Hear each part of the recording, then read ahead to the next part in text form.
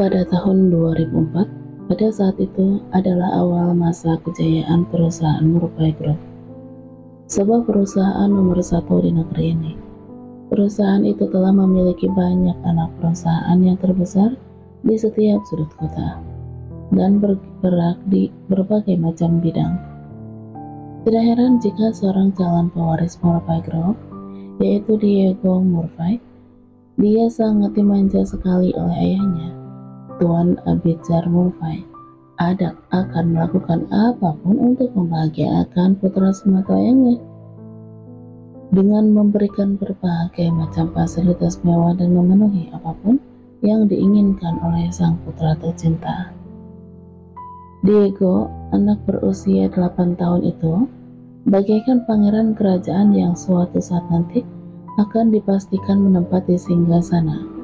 Mansion milik keluarga Murphy bagaikan istana dengan memiliki gaya yang klasik dan mewah. Banyak sekali pelayan yang bekerja di sana.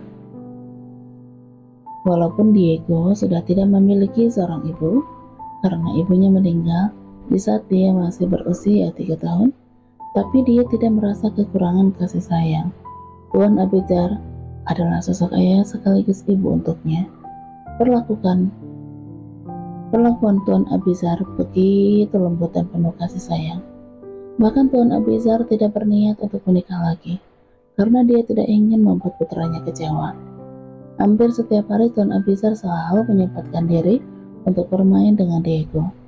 Dan setiap malam Tuan Abizar selalu membacakan cerita dongeng anak-anak sampai Diego tertidur.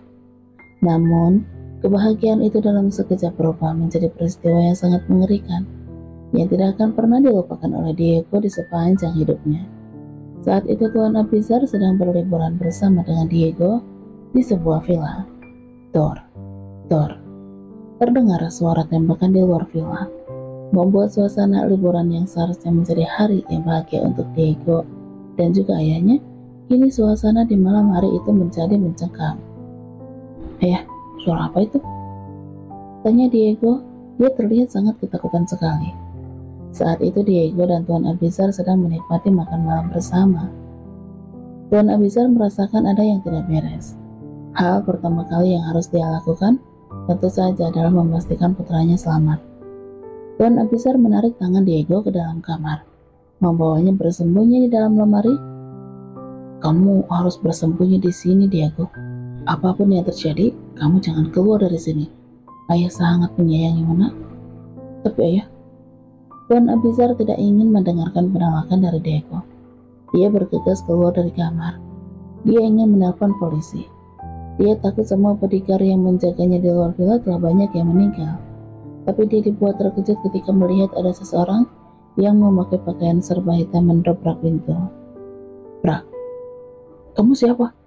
Jangan berbuat macam-macam kepadaku. Aku akan melaporkan kamu ke polisi." Di dalam lemari Diego mendengar semua suara ayahnya yang bertanya seperti kepada seseorang. Walaupun suaranya sedikit samar-samar, Diego sangat mengkhawatirkan ayahnya.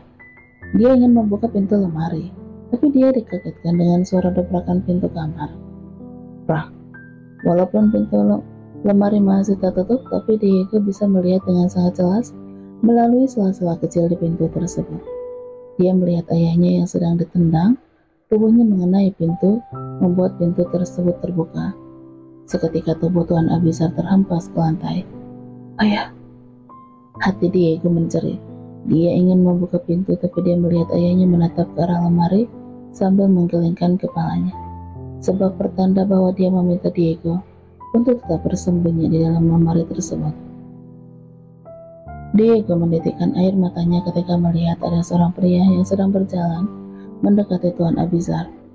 Pria itu menarik kerah kemeja yang dikenakan oleh Tuan Abizar dan menusuk perutnya berkali-kali. Pria itu bernama Ram. Celup. Diego ingin sekali berteriak memanggil sang ayah. Anak kecil itu menangis sambil membungkam mulutnya sendiri dengan tangan agar suaranya tidak terdengar. Ia sangat marah melihat ayahnya dibunuh dengan cara yang sangat sadis seperti itu. Tubuh Tuan Abizar terhuyung, ambruk ke lantai. Tubuhnya telah bersimbah darah. Sambil merintih kesakitan, Tuan Abizar melirik kembali ke arah lemari. Ia sangat berharap Diego tidak keluar dari lemari tersebut. Tapi sepertinya Pram sangat menyadari bahwa putra tunggalnya Tuan Abizar tidak kelihatan sama sekali. Sehingga Pram menginjak perutnya Tuan Abizar yang terluka. "Kamu sembunyikan di mana, putra mah?"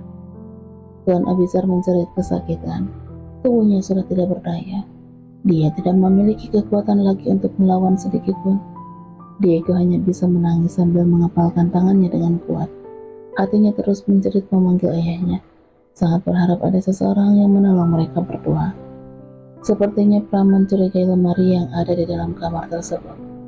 Pram segera berjalan mendekati lemari itu. Dengan cepat Tuan Abizar segera menahan kakinya Pram. Dia tidak akan pernah membiarkan putranya terluka. "Diego, larilah!" Dengan mengerahkan sisa tenaga yang dia punya, Tuan Abizar berusaha untuk menahan kaki Pram. Dia sama sekali tidak peduli dengan rasa sakit yang dia rasakan. Mungkin malam ini adalah terakhir kalinya bagi Tuan Abizar melindungi putranya. Pram sangat geram. Dia menginjak-injak dada Tuan Abizar dengan sangat keras. Perlakuannya sungguh sangat biadab. "Cepat mati kau berdebah!" Diego sudah habis kesabarannya. Dia tidak sanggup melihat ayahnya disiksa seperti itu, sehingga dia memberanikan diri untuk keluar dari lemari. Diego menggigit kaki Pram yang sedang menginjak-injak dada Tuan Abizar. "Bocah sialan!" Pram menjerit kesakitan sambil memukul wajah Diego dengan tangannya. Pukulan yang dilakukan oleh Pram pada kepalanya Diego sangat keras sekali, membuat hidung Diego berdarah dan kepalanya merasakan sangat pusing. Tapi anak kecil itu masih berusaha keras untuk bisa melindungi ayahnya. Dia berlari kembali, mencoba menyingkirkan kaki Pram yang masih menginjak-injak dada ayahnya, sampai ayahnya muntah darah yang cukup banyak. "Jangan sakiti ayahku!" Pram merasa tertantang. Dia mengangkat tubuh Diego, lalu membanting tubuh anak kecil itu dengan sangat keras. Perut Diego meringis. Anak kecil itu merasakan tubuhnya seakan remuk. Bahkan kepalanya berdarah karena terbentur ke bagian sudut ranjang.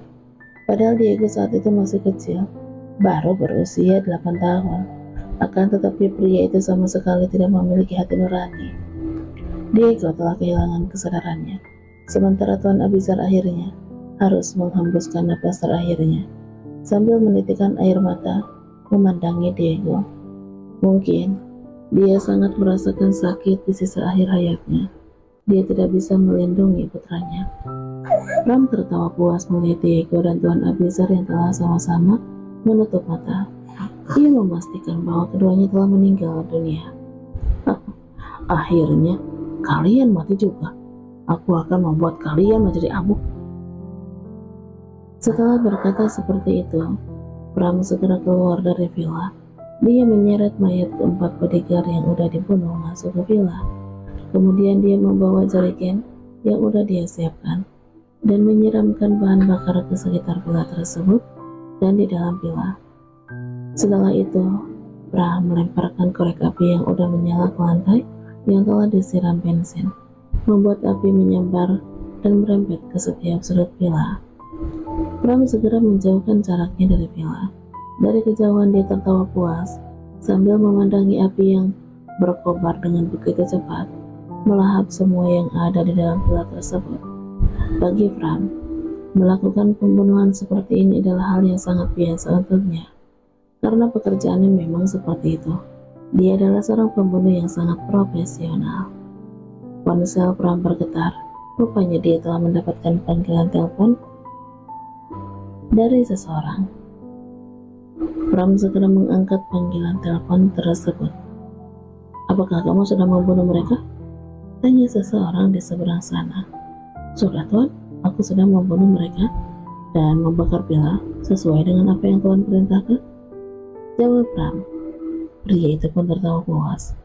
"Haha, kamu tidak pernah mengecewakan aku, Pram.